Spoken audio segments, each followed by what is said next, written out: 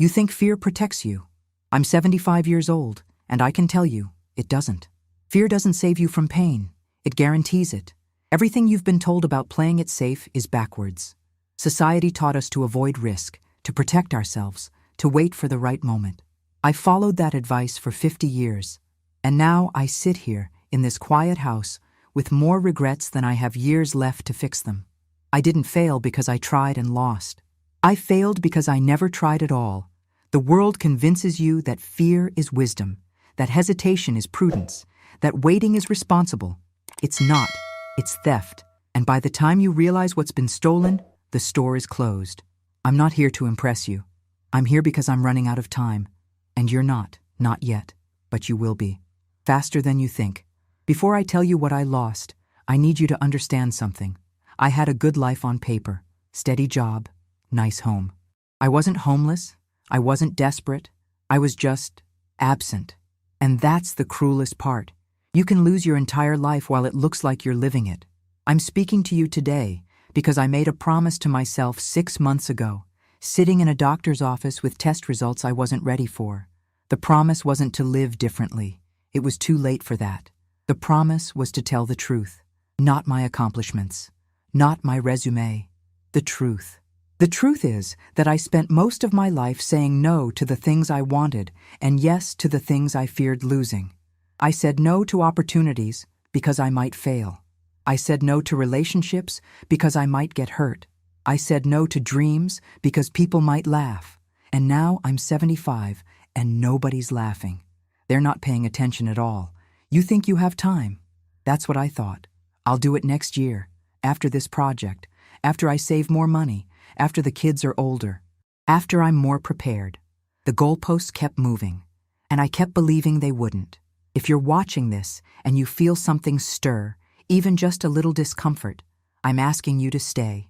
If this helps even one person wake up earlier than I did, then maybe, just maybe, my wasted years weren't completely wasted. If you want more honest stories like this, consider subscribing. But only if you're ready to hear things that might sting. Because what I'm about to tell you isn't comfortable. From the outside, my life looked fine. I had a career in accounting. Not glamorous, but stable. I showed up on time. I did my job. I got my paycheck. I went home. Every Sunday night, I'd sit at the kitchen table and plan the week ahead. Same routes, same meetings, same lunch spot. I told myself this was responsibility. This was what adults do. But here's what I remember most from those years. The sound of the office at 6:30 p.m. after everyone else had left. The hum of the fluorescent lights. The smell of old coffee in the break room. Sitting at my desk, staring at spreadsheets that didn't matter because I was too afraid to go home to the silence. I wasn't living. I was managing. I was maintaining. I was surviving. And survival, I've learned, is not the same as living. I had friends who'd invite me on trips, weekend getaways, nothing crazy, just a few days somewhere new. I'd always say no. Too much work, too expensive, maybe next time. There were classes I wanted to take, pottery, photography, guitar. I'd bookmark the websites. I'd imagine myself there, but I never signed up. What if I was bad at it? What if I looked foolish? What if I wasted the money? There was a man once, kind eyes, terrible jokes. He asked me to dinner 3 times. I said no 3 times, not because I didn't want to go, because I was terrified of wanting something and losing it, so I lost it anyway, by choice, by fear. The moment everything cracked open happened on a Tuesday morning, April 14th. I remember because it was the day after my 74th birthday. I was in my doctor's office for a routine checkup. Routine. That word means something different now. The doctor came in holding a folder. She didn't sit down right away. She stood there, near the door, and that's when I knew. You always know. She said my name. Then she said some words I'd been avoiding for years. Irregular results, more tests needed, possibilities we need to rule out. I wasn't hearing her anymore. I was watching the second hand on the clock above her desk. Tick, tick, tick. Loud, relentless, unbothered. I remember thinking, this is it. This is the moment I've been saving myself for. The moment when I finally start living. Except I'd been saying that for 50 years. I drove home in silence. No radio, no phone. just the sound of tires on asphalt and my own breathing. I walked into my house, the same house I'd lived in for 30 years, and I looked around like I was seeing it for the first time. Clean counters, organized shelves, photos in frames of places I never went and people I barely called. And I thought, what have I done? Not what have I accomplished. Not what have I built. What have I actually done with my one, short, unrepeatable life? And that's when I realized the lie I'd been living. The lie is simple. It sounds responsible. It sounds wise. The lie is, I have time. You tell yourself this lie every single day. I know because I did too. I have time to call my brother. We're both busy right now. I have time to write that book. I'll do it when I retire. I have time to fix that relationship. They'll understand. I have time to travel. Once I save a little more, I have time to say I love you. They already know. I have time to forgive. When I'm ready. I have time to heal. After this next deadline, I have time to live. After I'm done preparing. But the goalposts keep moving. You hit one milestone and another appears. You get the promotion, but now you need to prove you deserve it. You save the money, but now you need to save more. You wait for the kids to grow up, but then they have kids, and you're helping them, and you still haven't lived. And one day, maybe on a Tuesday morning, maybe on a Sunday night, maybe in a hospital, maybe in your kitchen, you realize the timer ran out while you were still getting ready. Let me ask you something, and I want you to answer honestly, even if it's just to yourself. What are you waiting for? Not in theory, in practice. What thing have you been putting off, telling yourself you'll do it later when the conditions are right? Because here's what I've learned. The conditions are never right, and later is a place you never actually arrive. I had a coworker named Daniel, 62 years old, 15 more months until retirement. He'd been planning it for a decade, bought a small RV, had maps on his wall, pins in all the places he and his wife were going to visit. First stop, Montana. He wanted to see the mountains. He talked about it every day, the way his eyes would light up when he described the route, the campgrounds, the freedom. 15 months. He had a heart attack in the break room on a Wednesday afternoon, right there between the microwave and the coffee maker, gone before the ambulance arrived. At his funeral, his wife stood at the front holding one of those maps. She didn't say much, just, "We were supposed to go next year." That sentence followed me home. It's still following me. Here's what I regret. Not the risks I took, not the times I failed. I regret the things I didn't do because I was afraid. I regret not taking that trip to Ireland my friend invited me on when I was 41. I said no because I didn't want to spend the money. Now I have the money. Now my friend is gone. I regret not calling my brother during the years we weren't speaking. Pride, stubbornness, fear of looking weak. He died 3 years ago.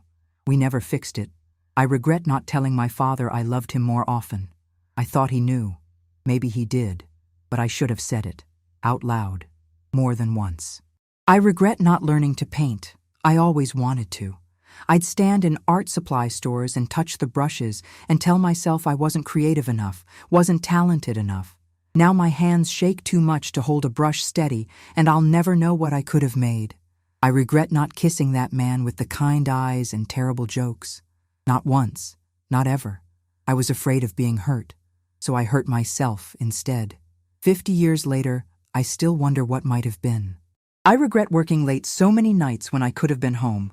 I told myself I was building security. I was building nothing. I was hiding. I regret every time I said maybe later to my niece when she asked me to play. She's 34 now. She doesn't ask anymore. I regret not standing up for myself, not speaking up when I had something to say, not taking the chance when it was offered, not believing I was worth the risk. The rain on the window tonight sounds the same as it did 40 years ago.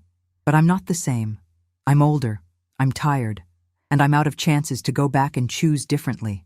I don't regret the things I did. I regret the things I didn't do, the calls I didn't make, the trips I didn't take, the words I didn't say, the life I didn't live, not the deals, not the titles, not the accolades, the moments, the small, ordinary, irreplaceable moments I traded for safety that never came. So what actually matters? What do I wish I'd known at 30, at 40, at 50? It's embarrassingly simple. People matter. Not your network, not your LinkedIn connections. The people who make you laugh, the people you can sit in silence with, the people who show up. Call them, visit them. Don't wait for the right time. There isn't one. Meaning matters, not money. I'm not saying money doesn't help. It does. But I've had money, and I've had meaning, and meaning is the one that keeps you warm at night. Find work that feels like it's pointing toward something, even if it pays less, even if it's smaller, even if no one's impressed. Presence matters. I spent 50 years physically present and mentally gone. In the office, thinking about home. At home, thinking about work. On vacation, thinking about email. I was everywhere and nowhere. Be where you are. It's harder than it sounds. It's also the only way to actually live your life instead of narrating it. Experiences matter more than things. I have a house full of objects I barely look at. But I can close my eyes and still feel the wind on my face from a drive I took 30 years ago. I can still taste the cake from my niece's 3rd birthday. I can still hear my mother's laugh. You won't remember the car. You'll remember the road trip. Your body matters. I ignored mine for decades. Skipped checkups. Ate poorly. Sat too much. Told myself I'd get healthy later. Now later is here, and my body doesn't bounce back. It doesn't forgive. Treat it like it's the only one you get, because it is. Here's what changed for me after that doctor's appointment. Small things. Practical things. I started saying no to things I didn't want to do. Not everything. I still have responsibilities. But when someone asks me to do something that drains me, something I'm only doing out of guilt or obligation or fear, I've learned to say, I can't make that work. It feels selfish at first. Then it feels like breathing. I started saying yes to things I did want to do. I signed up for a watercolor class. I'm terrible at it. I don't care. I joined a book club. I call my niece every Sunday. I sit on my porch and do nothing, and I don't feel guilty about it. I called my cousin. We hadn't spoken in 8 years. No big fight, just life. I called her. We talked for 2 hours. It was awkward for the first 5 minutes. Then it wasn't. I stopped waiting for permission from myself, from others, from the universe. I stopped waiting for the conditions to be perfect. I started doing things badly, imperfectly, scared. And you know what? The world didn't end. Nobody laughed. And even if they did, I wouldn't hear them. I'm too busy actually living. I forgave people. Not because they deserved it, because I deserved peace. I let go of grudges I'd been carrying like trophies. They weren't making me strong. They were making me small. I don't know how much time I have left. None of us do. That's the point. You're watching this, and maybe you're 25.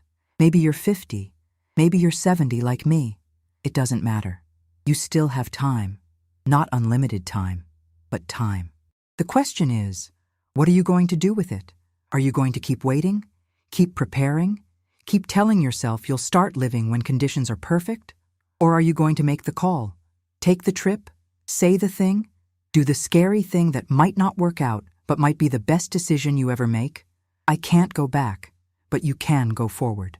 I'm asking you, what's one thing you're afraid of that you're going to do anyway? Write it in the comments. Not for me, for you. Say it out loud. Make it real. And if this story helped you, if it made you think, if it made you feel something, share it. Not because I need the views, because someone else needs to hear it. Someone else is living scared. Someone else thinks they have time. Help me reach them before it's too late. Subscribe if you want more of these conversations. Real ones, hard ones, human ones. But more importantly, close this video. Put down your phone and go do one thing you've been putting off. Call someone, forgive someone, start something, stop something, do it badly, do it scared, do it today. Because 75 comes faster than you think, and when it does, you don't want to be sitting where I'm sitting, wishing you'd been braver. So, what are you going to do with your time?